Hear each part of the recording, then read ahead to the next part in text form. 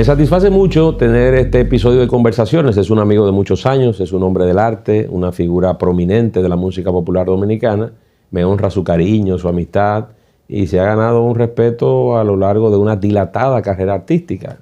Hablo de mi querido amigo, mi entrañable Eddie Herrera. Ay. Un gusto, Eddie. El placer es mío, Robertico, de verdad. Tengo una queja contigo, porque verdaderamente, o sea, yo sé que tú siempre estás vestido así. No, pero... Yo vine casualito, pero artista, con el toquecito, la cosita. Tú eres un artista, Eddie. Pero debí venir con corbata también. No. Un placer, Robertico. Eddie, quiero desarrollar esta conversación contigo lo más abierta, lo más amplia posible, porque has tenido una carrera prodigiosa de varias décadas ya, de manera independiente, pero también con una experiencia en otras agrupaciones y demás. ¿Tu amor por la música se manifestó cuándo, Eddie? ¿Desde tempranísima edad o eso lo descubriste después? Fue prácticamente en el mismo tiempo parecido de cuando yo me apasioné por el béisbol. Okay. Yo recuerdo que empecé a jugar infantil en Santiago Béisbol a los 7 años, 6, 7 años ya estaba jugando. De ahí pasé a juvenil, después pasé a interbarrial, después pasé a amateur. Cuando jugué a amateur en Santiago, jugábamos Luis Polonia, en el mismo equipo, Nelson Silverio, hijo de Tomás Silverio. Había una canción que se llama Pegada en ese momento. La soledad, que la grabó Benny, la del en merengue. Yo con la voz de niño, vuelve, wow, la, la, la, la, la, la, la, la. Y yo entonaba bien y cantaba bonito. Yo lo sentía, pero no sabía de eso. Mi mamá me escuchó cantando esa canción. No sabía cómo darle un carácter operativo a eso. O sea, cómo yo lo aterrizo esto. Yo creo que canto bien, pero no sé si... Nada de eso, Robertico. Entonces seguía el deporte. Mi mamá sí cantaba muy bien. Y ya me escuchó cantando y me dijo, oh, mi hijo, pero ¿y esa voz tan bonita? Pero tú cantas esa canción igualito que el jovencito de la pandilla, digo yo. O sea, para mí fue una sorpresa, me dio vergüenza. Porque yo estaba de espalda en la sala de mi casa cantando esa canción. Y yo con el disquito 45. Shh, y de ahí para adelante yo dije, hay algo. Hay un asunto. Y yo me lo creí, Robertico. Perfecto, pero en ese momento tú compartías con la actividad deportiva. ¿Cuándo decides entonces que el enfoque tiene que ser el aspecto musical y artístico y no el aspecto deportivo? Esa parte musical era de hobby, definitivamente. Okay. Pasó el tiempo y a los 9 años mi papá me regaló una guitarra por motivo de cumpleaños. Entonces aprendí a tocar guitarra, ya estaba más crecidito, y la voz empezó como medio a cambiarme un poquito. Pasó el tiempo y como que ya me estaba entusiasmando, Robertico. Pero una vez aprendiste la guitarra, para que no me salte ninguno de los procesos, cuando aprendiste a tocar la guitarra, ¿cuáles eran esas primeras impresiones? ¿Qué cantabas? ¿Qué tipo de canciones ya ejecutabas con la guitarra? Mi papá y mi mamá, esos domingueros que hacíamos en la casa de mi papá. Estamos hablando tú con 12 años. Ya con los 12, 13 años, okay. 12, 13 años, mi papá me decía, él en su silla de rueda postrado, Eddie, ven mi hijo, cántame una canción. Siempre había un guitarrista, los traguitos y la cosa. Y yo tenía vergüenza y cantaba. Y cuando ya me cambió la voz y cantaba canciones de Javier Solís, que era el artista favorito de mi papá. Entonces ya empecé a dar serenatas, yo vi reacciones de novias y enamoradas de amigos míos y noviecitas mías también, Robertico. Y como que le fui cogiendo la cosa, pero siguió siendo hobby. Formal eran mis estudios y la pelota. Perfecto. ¿Cuándo adquiere la música ya la condición de actividad formal o de actividad seria, por llamarlo de algún modo? ¿Cuándo pasa del hobby a tú concentrarte en la actividad artística y musical para que sea tu vida? A los 15 años, 14 años participé en el primer Festival de la Voz de 2. En ese Festival de la Voz logré el segundo puesto y el primer lugar lo ganó Yao Aguilera, uno de los cantantes más espectaculares dominicanos que hay.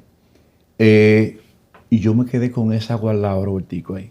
Por el segundo lugar. Sí, por segundo lugar. No. No.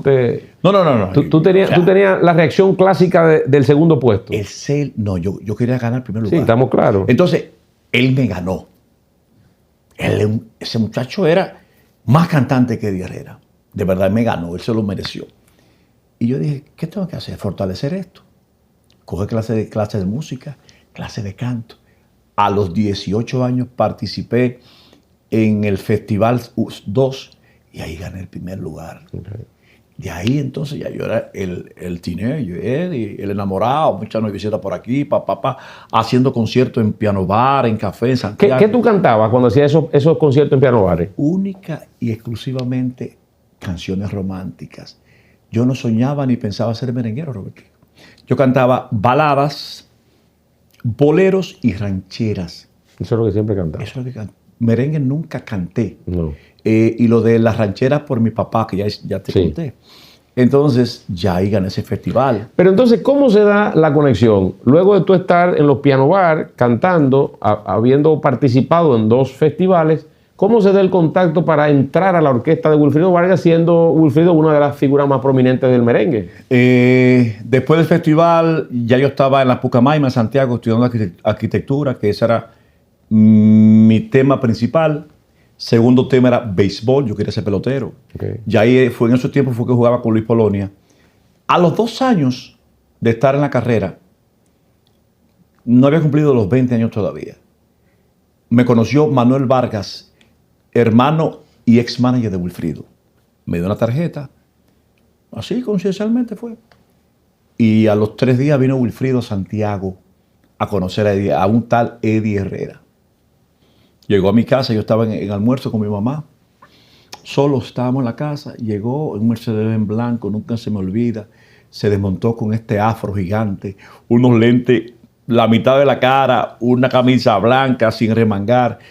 Y cuando ese señor se bajó, Robertico, me ve allá y me dice, se bajó los lentes y dijo, me imagino que tú eres Eddie Herrera, ¿verdad que sí? De lejos me miró y habló conmigo 5, 6, 7 minutos. Y con la muela... que ya en ese momento, estamos hablando del principio de los 80. Eso, ¿no? Fue 85. 85.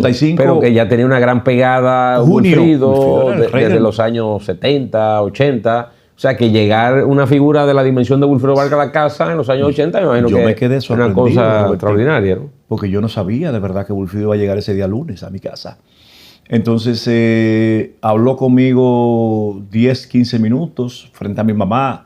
Mi mamá en esos tiempos era dueña de una fábrica de camisas y tenía una empleomanía grande. Vivíamos muy bien en Santiago. Y ella, ex profesora de escuelas, directora de escuelas. Ay, no, señor Wilfrido. Mi hijo no va a dejar sus estudios. Su papá, que en paz descanse, le encomendó que fuera arquitecto o ingeniero. ¿Tú sabes qué era así antes? Sí, claro. Que querían. Claro. Y yo, mami, pero yo estoy de vacaciones, espérate. Estaba de vacaciones. Me contrató Wilfrido. ¿Y cómo fueron esos primeros días con el orquesta Wilfrido Vargas? ¿Cómo eran las cosas? Manuel le había dicho que yo también cantaba en inglés, que dominaba más o menos el inglés. Y él me dejó un cassette para que me aprendiera Hello, is it me you're looking for? Que estaba pegado claro. En ese momento cuando me conoció. Y la otra canción fue All Night Long del mismo Lionel Richie. Claro. Me la aprendí, la ensayamos con la banda de Wilfrido. Y cuando yo llego a la orquesta de Wilfrido, el primer concierto, nunca se me olvida. ¿Dónde fue ese primer concierto con la orquesta de Wilfrido Vargas? Teatro Agua y Luz. Así. Johnny Ventura y Wilfrido Vargas. Oye, está baile. Así se. Ese fue mi debut. ¿Tú sabes quiénes eran al frente? Jorge Gómez, el hondureño, el que cantaba el jardinero. Sí. Peter Cruz. Marcos Caminero. Charles Pinal, quien entró conmigo. Y nuestro amado Ruby Pérez.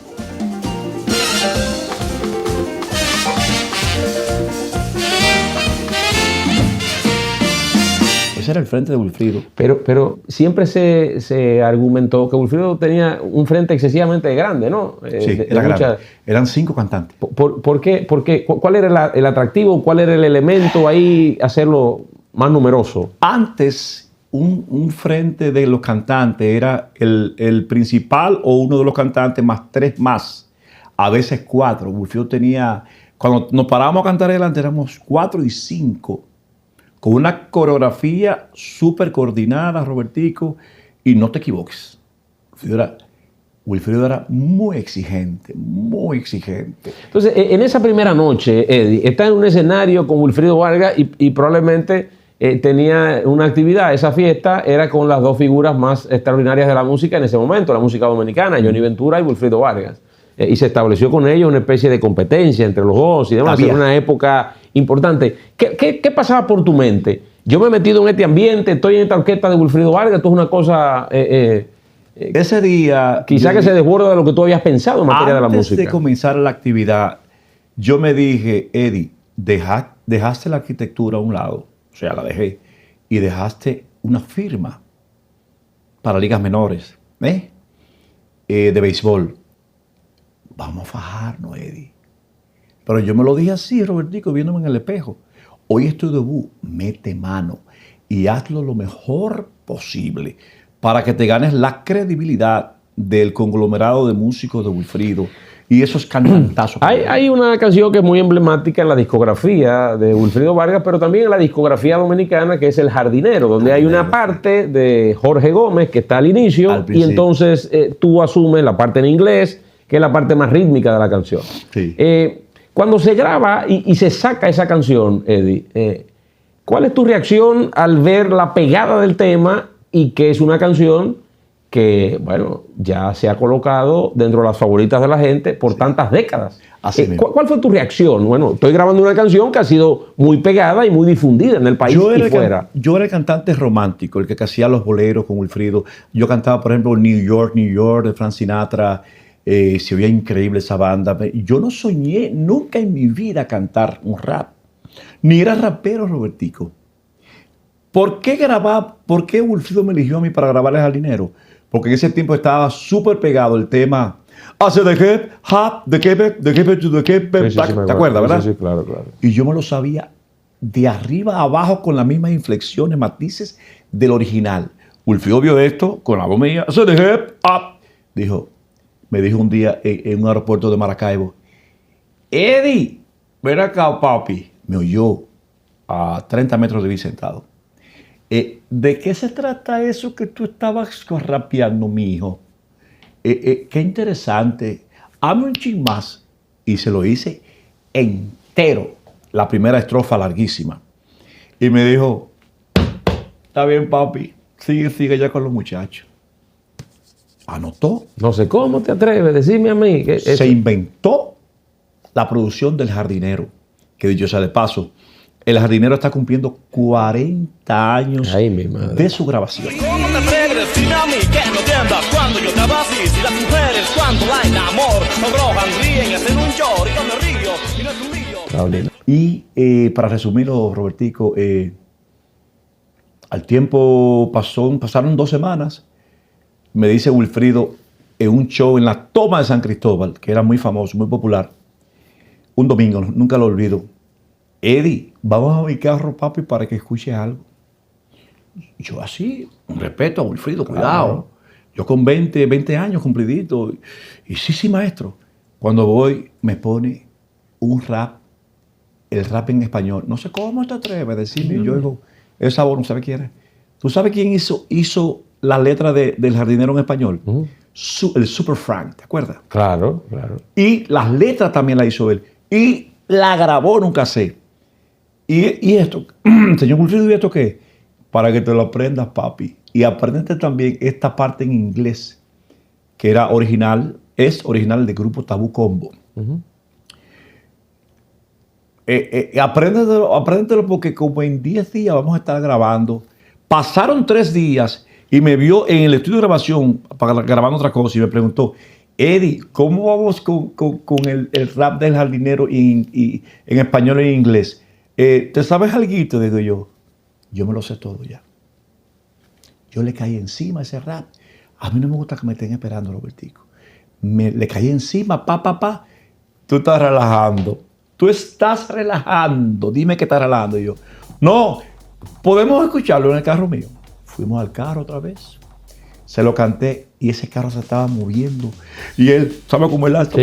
Brincando. Sí. Tú eres un loco, me decía. Tú eres un loco. No es posible que tú te aprendieras eso en 2 días. Mira, grabación la semana que viene. Jalinero.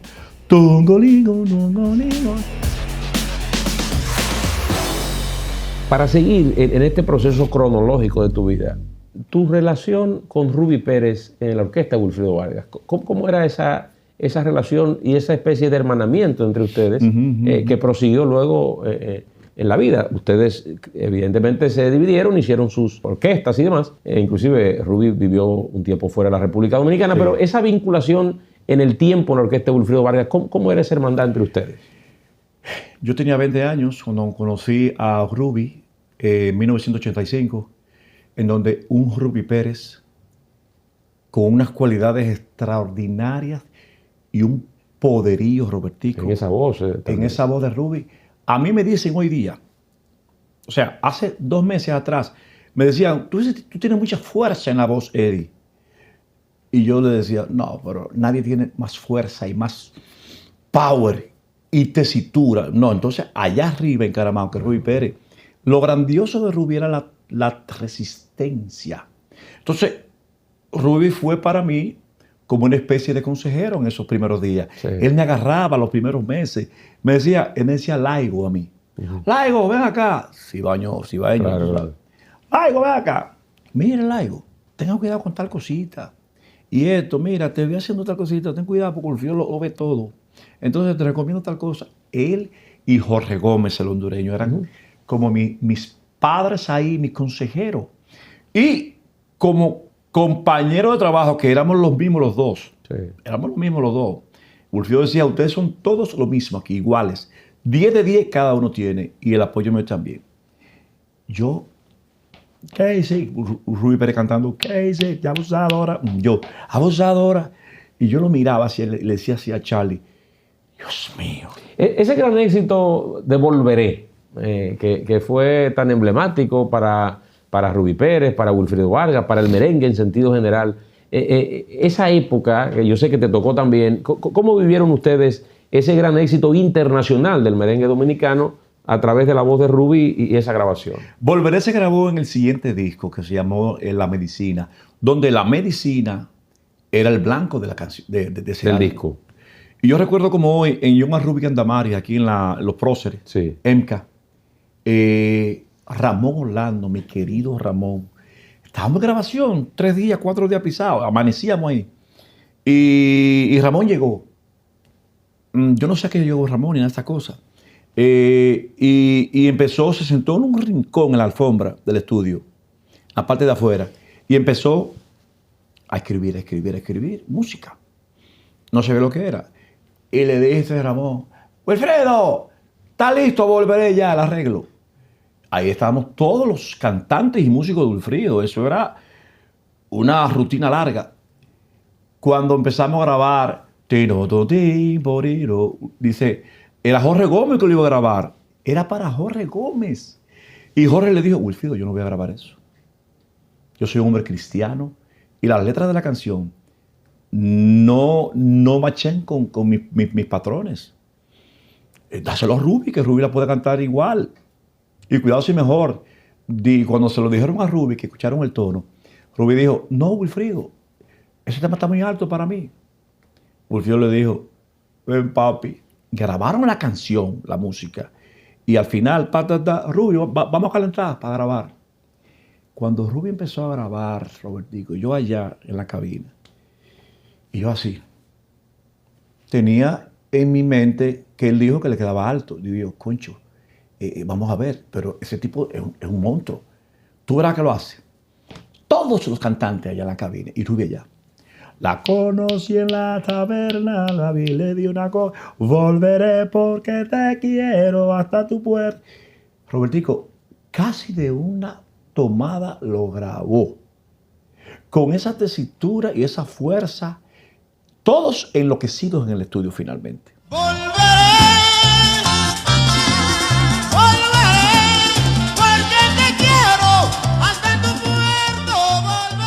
sea, yo vi nacer, crecer y vi el éxito posteriormente porque fue número 1 en el mundo. Sí. Cuando Rubio arrancaba con esa canción, frente a 50,000, 25,000 personas que cerraban, volveré. Yo tengo ese recuerdo todavía aquí. Eddie, seguiste evolucionando en la orquesta de Wilfrido Vargas y llegó un momento donde ya sentías la necesidad de la independencia y de tener tu propia orquesta, Sí. desarrollar tu carrera. Ya habías acumulado una experiencia en una universidad, como era la orquesta de Wilfrido Vargas. Exactamente. Tomar la decisión, ¿en qué momento? ¿Cuándo entro? ¿Cuándo me independizo? Pensar en eso. ¿Cuáles fueron las circunstancias que te llevaron a una decisión tan trascendente en tu vida? La pegada que yo tenía, cada uno de nosotros, los cantantes de Wilfrido que ya mencioné, teníamos un toque especial, teníamos territorios especiales de público en toda Latinoamérica, en donde yo era el más joven del grupo, el más alto, el pelo colochito, curly, Sí, la claro, vaina. claro. El jardinero súper pegado. I found down in Pasates. Y la cuestión, jovencito, enamorado. Enamorado. Y yo, Robertico, vino la medicina. Su clase es el medicamento, mi medicina eres tú. One way. Después vino, ¿te volviste loco, Wilfrido? Claro. La pegada de esos 3 palos, 85, 86, 7, 8, me llevaron a un nivel increíble como cantante de Wilfrido. Era uno de los más aplaudidos. Y la gente me decía, Eddie, en el 88, Eddie, tú tienes que hacer algo. Los medios, donde quiera que iba, los periodistas, los locutores. Pero el 88 no era la fecha todavía. No. Entonces ahí empezó con una cosita, a sentir ese apoyo de la gente. Eddie, tienes que hacer algo. Tú tienes una luz. O sea, me empujaron y me decían, haz tu proyecto, mijo, aprovéchalo. Y yo dije, sí. Desde ahora, nunca se me olvida, marzo 88, me dije, 2 años, tómate, Eddie, para prepararte, para ahorrar, para leer mucho, para fortalecer todo el mundo. Y entonces, entre ese periodo 88-90 es que haces la preparación de vida para el momento de la independencia. 88-89 fueron 2 años. Okay. Y en septiembre del 89 yo ya tenía la decisión de salir a principios del 90. Y le dije a Wilfrido en septiembre, en una gira por Europa, que me iba en enero, 3 meses antes. Y le dije, cuenta conmigo, yo te voy a ayudar a buscar un cantante por mí, que haga las cosas parecidas a mí. Wilfrido lo tomó obviamente porque él en ese tiempo ya, el Wilfrido me tenía a mí como de los principales ahí. Era como una especie de asesor para él. Ya le ayudaba a vestirse, muchísimas cosas, tú sabes. Entonces, yo dije, me la jugué, me la voy a jugar. Y ahorré lo suficiente para lanzarme en el 90, a principios del 90, Roberto. Entonces, ¿cómo fueron esos primeros días, Eddie? Independiente, vamos a ver las primeras grabaciones, cómo voy a salir, cómo voy a hacer. Siempre se cree, vengo con el ímpetu de la orquesta Wilfrido, y ahí comienzan las situaciones. Ahí está lo que no fue. Lo que yo soñaba, que tanto me decía la gente, las chicas, donde quiera que yo iba, me decían, ay, Eddie, y yo, ¿qué? Eso no pasó, Robertico. Yo pensaba que desde que yo sacara el primer álbum, primer disco, Latinoamérica se iba a hacer eco del nombre de Eddie Herrera y de mis primeras canciones. No fue así. No pasó. Y tenía una casa discográfica, que en ese tiempo era Musical Production. Y no tuve que guayar la yuca aquí, duro dominicana. Esas primeras canciones, la vieron, sí señor. Mejor no me quieras, no puedo más. 1990, 91, no pasaba nada. Muchas fiestas por puerta, qué sé yo. Por puerta, mi gente, que lo que se haga en la puerta es el beneficio de la empresa, dígase de Herrera, o de cualquier artista que la haga. Algunos contraticos, yo cobraba 5,000, 6,000, 8,000 pesos. Cuando el primer contrato bueno mío fue de 8,000 pesos en el 90. ¿Sabe? Y fue, lo voy a decir aquí, el Centro Español de Santiago. Me contrató a mí y yo dije, me gusta. Por ahí vi esa ventanita y por ahí siguió. Y no fue hasta el 93, Robertico, que vino Carolina. Ahí se da el gran despegue. Carolina, Carolina, con mis pensamientos, tú me dejas solamente y mi nada. Ahí se da el gran despegue, Eddie. Pero estamos hablando de entre el 90 y 93, son 3 años. 3 años. ¿Qué tú buscabas? Afanosamente una grabación que pudiera conectar. ¿Cómo se logra eso? Porque es una especie de lotería. O sea, al final tú no tienes ahí, no hay una fábrica de canciones que tú a la primera vas a tomar una y va a funcionar. ¿Cómo se da eso? Yo sé de paso, antes era más fácil proyectar si un tema iba a ser un éxito o no. En merengue, porque era número 1 en merengue y la salsa en el mundo. Y la bachata no tenía la pegada que hoy día tiene. Entonces, yo era enfermo con Nino Bravo desde los 13 años. Sí, claro. Y entonces yo dije, Carolina, Carolina, tome sentamiento, Carolina, pip, pip, pip. Ya, busqué a Juan Valdés para que me hiciera el arreglo. Y arrancó eso. Yo estaba con Juan y Nelson Records en ese tiempo. Pero fue un boom, Carolina. Fue un boom, Carolina. No, esa canción, ellos la agarraron en Estados Unidos, Nueva York sobre todo. La metieron en la radio, triestatal también. Desde Boston hasta Washington. Se pegó. Esa canción sonaba cada media hora en esta zona que te dije. Primera gira de 10 de Estados Unidos. 40 shows en un mes y 10 días. Con Carolina. Había que tocar Carolina 2 veces por show. 2 veces, y yo lo hacía al principio en el tono original. Yo le bajé el tono a Carolina en el 90 y a los 6 meses después que la grabé, que estaba pegada, le bajé el tono. Pues eso, el tono Nino Bravo, y yo privando de que en campeón. Le bajé el tono y cuidado si lo sigo. Pero luego vinieron otras canciones, Eddie, con un rol mucho más movido, La Bailadora y otras canciones, otros éxitos tuyos. Qué bueno. Y entonces, ¿cómo se da esa dinámica? Luego que se agota ese producto rítmico, por llamarlo de algún modo, que era Carolina. Entonces, ¿cómo seguir en ese proceso para lograr otros éxitos musicales y mantener esa pegada y esa conexión con la gente? Carolina duró pegado y se metió también por Colombia, San Martín, Guadalupe, Martinica, Aruba, Curazao, que hice gira por todos esos lados, pero no más de ahí. Nueva York mucho. Vino en el 95. Rompodum, sabadabadabadabada, cuando baile la bailadora.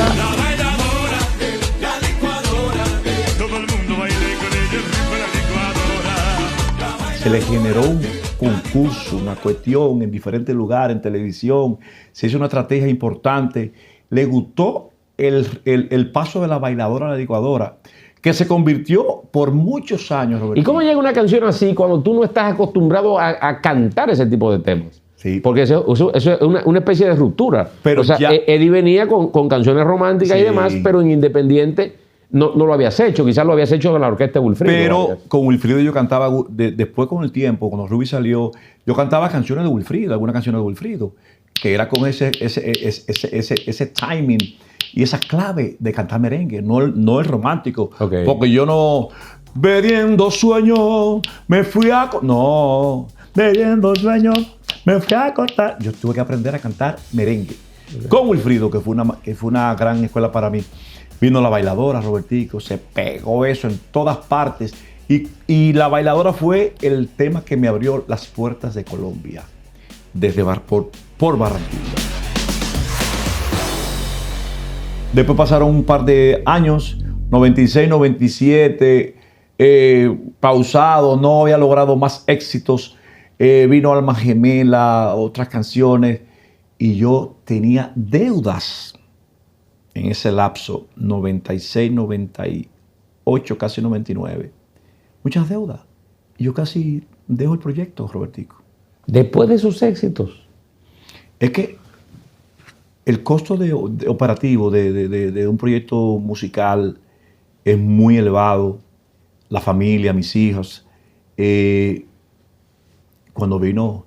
Si tú no fueras tan niña, porque eres demasiado niña. 1999. Entonces ahí hay una reconexión. Pegó esa canción. Una locura. Fue merengue del año en los premios Cassandra en ese tiempo. El siguiente año, Robertico, vino Pégame tu vicio. No, ahí Ese fue. Ese se pegó, también con Juan Nelson fueron estas producciones. Se pegó en el mundo, el vicio. El siguiente año, 2002, qué lástima me da un correr. Ajena. Después siguió demasiado romántica. Entonces, ya ahí venía, ahí vino una especie de reconexión y de despegue definitivo, ¿no? Despegue definitivo y una solidez impresionante. Ahí me convertí en uno de los artistas más solicitados de merengue desde República Dominicana para Latinoamérica, toda Latinoamérica. Yo recorría todo Centroamérica y Sudamérica, 5 países, desde ese año, desde el 2001 más o menos. Estamos hablando de 24 años, ¿verdad? 24 años tiene el vicio y Ajena tiene 25. Bueno, imagínese usted, una cosa extraordinaria. Entonces ahora, Eddie, 35 años después, estás aquí con grabaciones nuevas, estás aquí con energía, estás aquí con ímpetu. ¿Qué balance hace de ese proceso tan extraordinario de altas y bajas, de una carrera dilatada ya, no más de 3 décadas, mantiene el respeto, el aprecio, el cariño de la gente? ¿Qué reflexiona sobre esto? Mi reflexión sobre este mundo mío es que dejé 2 cosas. Como dije al principio, dejé la arquitectura, que yo quería terminarlo y no tuve la oportunidad. O quizás por falta de voluntad. A veces yo siempre he sido una persona, un trabajador incansable, Robertico. Yo trabajo como un loco y siempre ha sido así. Pero hay veces que uno es flojo en cosas. Entonces, ¿qué me ha enseñado estos 35 años que lo cumplo ahora en agosto? Como Eddie Herrera Independiente, más 5 años con Wilfrido, 40 años. 40 años. Entonces, que las cosas no van a venir a tu casa, Robertico. Hay que salirlas a buscar, hay que salir a conquistarlas. Perdóname que cambie de tema. Mira tú, Robertico, por el amor de Dios. No, a mí no me ponga a mí, no vamos a hablar de ti, mejor. Yo veo semanal a Robertico. Con su equipo, con su bonitería y cositas, con su swing, con su chacabana, pueblo por pueblo, haciendo un trabajo maravilloso. Te felicito en este paréntesis. Y la verdad que no sé de dónde saco la energía, Robertico, para trabajar tanto. Acabo de lanzar mi nuevo álbum. Ese álbum, Eddie, ¿qué encuentra la gente ahí cuando buscan tus nuevas grabaciones? ¿Cómo sientes que estás cantando 35 años después? La voz es parecida a desde hace 20 años para acá. Pero lo que le trato de imprimir a cada canción es la mejor interpretación de mi vida. Interpretación, feeling, sí, poderío de todas esas cosas que te digo. Y trato de acompañar cada tema que producen con los mejores productores musicales y compositores. Este álbum se llama Novato Apostador. Es el número 18 de mi carrera. Ya está en todas las plataformas digitales. Y nombres como Manuel Tejada, Junior Cabrera, Edwin García, Antonio González, Moisés Sánchez, Juan Daniel Montero y compositores. Todas las canciones son inéditas. Yo evito grabar versiones de temas originales en otros géneros. Y es un gran álbum, para mí es un gran álbum. Eddie, ¿por qué? Y uno hace esta pregunta con algún nivel de reiteración buscando una respuesta que satisfaga. Pero ¿por qué da tanta brega, tanta lucha identificar un relevo en el merengue? ¿Por qué es tan complicado en la República Dominicana viendo que las figuras que han sido tradicionales, las figuras que hemos visto en las últimas décadas, se mantienen y no hay un surgimiento? Puede haber uno que otro caso, pero no es una corriente amplia y grande. ¿Por qué? Sí, mira, acabo de comentarte que las cosas no siempre vienen a tocarte la puerta.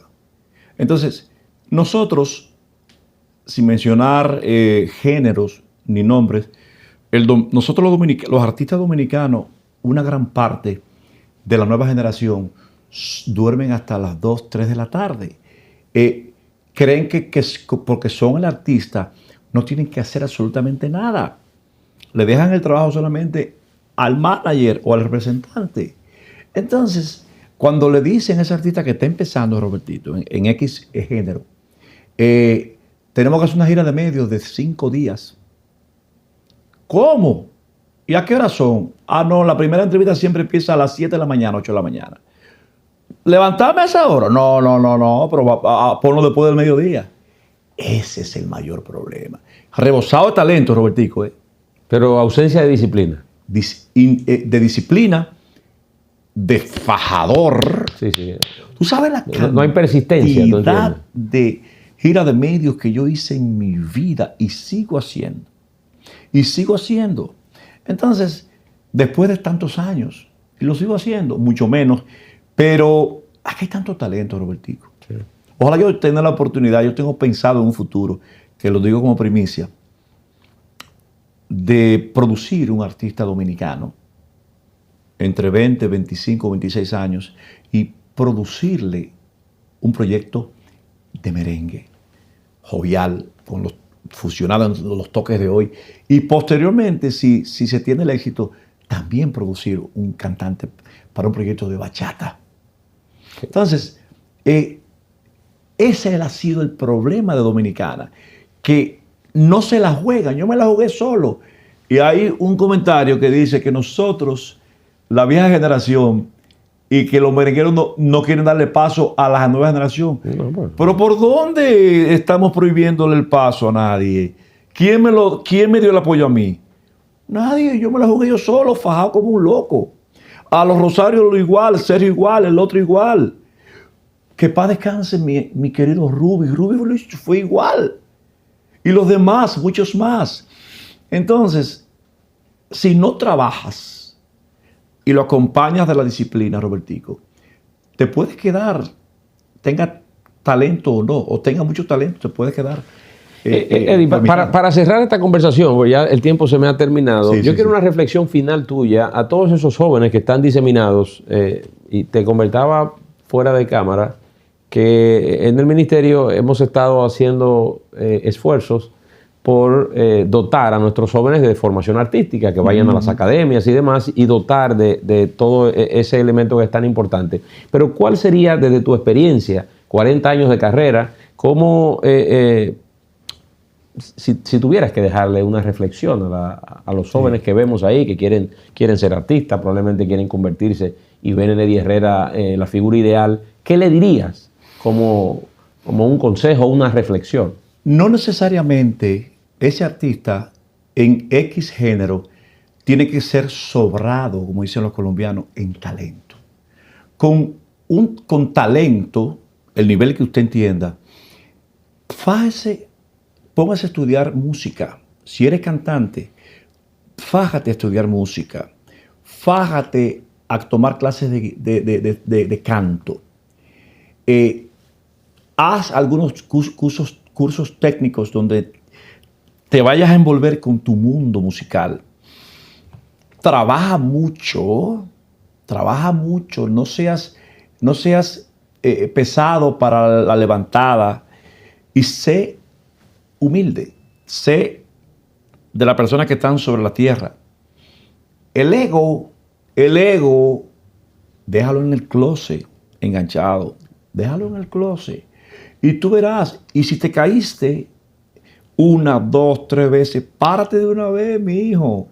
Mi hija, párate y continúa, que llegará el momento. A mí me tomó, Robertico, 9 años, 90, 99, para lograr conectar a nivel internacional y lograr la pegada internacional, que era lo que yo vivía con Wilfrido. Claro.